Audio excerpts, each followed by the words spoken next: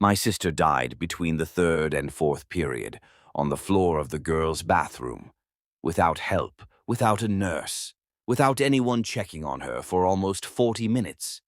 Her name was Kiara. She was 12, sixth grade, smart, loud, always dancing. She had type 1 diabetes, diagnosed at 8, managed like a pro. She carried her glucose tablets, wore a bracelet, and always had backup insulin. She did everything right. But the school didn't. That morning, she told the teacher she felt dizzy, asked to go to the nurse, was told to wait till class ended. When the bell rang, she walked to the nurse's office, alone. The door was locked. Nobody inside, no backup staff, no posted hours.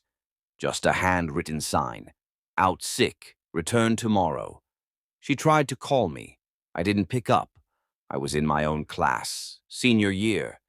Then she walked to the bathroom, maybe to sit down, maybe to breathe, maybe to cry. Nobody knows, because nobody checked. 41 minutes later, a janitor found her, slumped over, face gray, blood sugar at 27, dead. They called it a tragic incident, said, "We'll review protocol," said, "We are deeply saddened." They sent flowers, not answers, not accountability, not even an apology.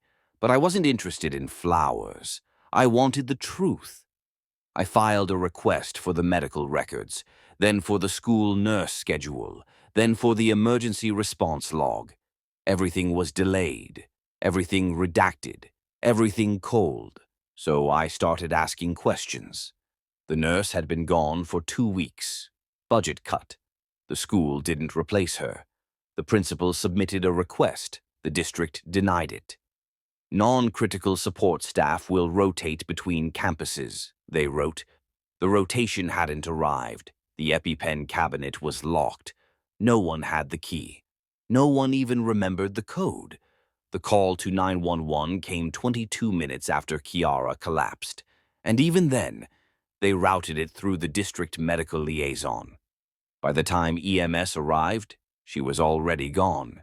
They blamed the teacher, then the principal, then said, "We will revisit safety guidelines." But the truth was deeper. The truth had a budget line. I went to the board meeting, asked to speak. They gave me 2 minutes. I told them Kiara was worth more than 2 minutes. They cut my mic. So I went online. I told her story, posted pictures, posted documents. Within 2 days, it went viral. Hashtag Justice for Kiara. Then I got a message from a teacher in another school. She said, "Our nurse is only here Tuesdays." Then another, and another, 53 messages in a week. Parents, staff, students, all saying the same thing. There are no nurses. There are no backups. There's no one left to help.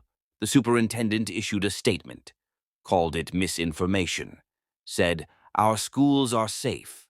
I requested his salary records, found he made $374,000 last year, plus a $42,000 bonus for budget optimization. I found where that money came from. Health services. $1.2 million cut across the district, right before the new turf field at Central High. That was the spark. I lit the match, and everything started to burn. I wasn't trying to go viral. I was trying to get answers. But once the posts took off, there was no turning back. The local paper ran a story. 12-year-old dies on campus. Where was the nurse? The district called it sensationalism. I called it the beginning. I filed a FOIA request. Got 712 pages of internal emails from the district. Buried inside a memo marked confidential, detailing staffing reductions across non-instructional departments. A draft response to a parent's complaint about missing medical staff with the words, "Deny knowledge unless proof is shown." A slide deck from the superintendent's presentation to investors, where he bragged about cost-saving models via nurse decentralization. They didn't just let Kiara die, they made her death possible, on purpose. I took it to the press, big press, national. They bit, CNN, MSNBC, Vice. One headline read, "She died waiting for help. The district spent the money on AstroTurf." Parents started calling for resignations. Teachers walked out. Nurses picketed. The board tried to calm things down, offered a review panel.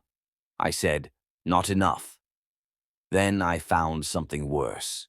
An invoice from a consulting firm hired by the district. Line item: risk assessment.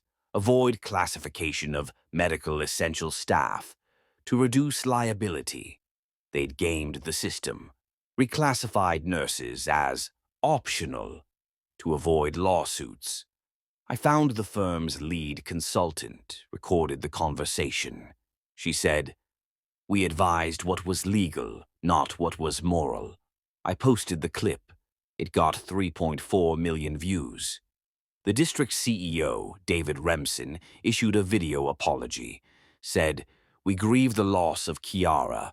We are working hard to ensure this never happens again." I paused the video, looked into the camera, and filmed my own. I said, "My sister doesn't need your grief. She needed a nurse, and you gave her a locked door." That was the final push. The Attorney General launched a probe. A group of parents filed a class action suit. The board removed Remsen on a 6-1 vote.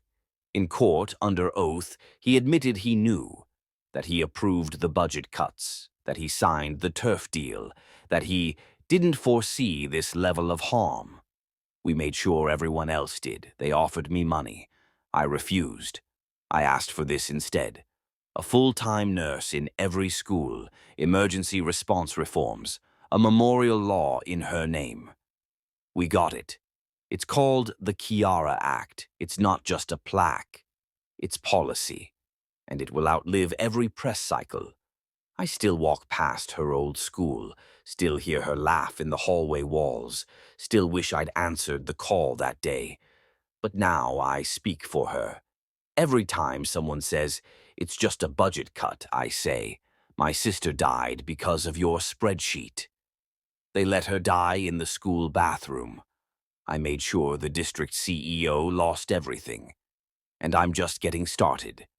Thank you for watching. If you want to get more that kind of stories, press like and check out our channel.